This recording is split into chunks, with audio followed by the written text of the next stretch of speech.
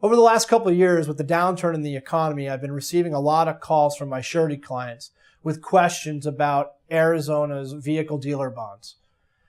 And in the state of Arizona, in order for a used and new car dealer to lawfully operate, they need to have on file with the Arizona Department of Transportation what's called a vehicle dealer bond.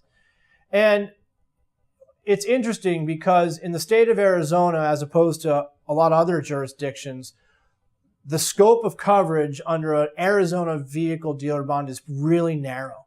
In other jurisdictions, you'll see that the coverage is any bad act perpetrated by the car dealer.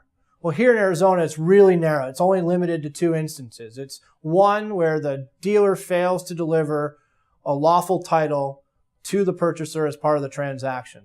And that really arises when a dealer buys a car at the auction and fails to pay for the car before selling it to the unsuspecting purchaser. Another instance may be where the dealer goes and buys the car at the auction, pays for it, but then goes out and takes a title loan against the car and sells it to the unsuspecting purchaser before paying off the title loan.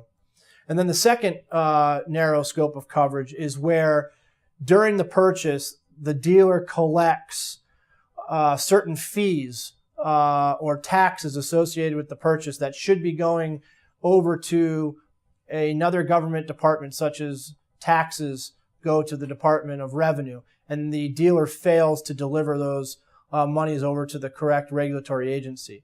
And those are the two narrow instances where claimants can make a valid claim against a bond. But there's a lot of opportunity for the surety to mitigate their damages on surety bond claims involving vehicle dealer bonds.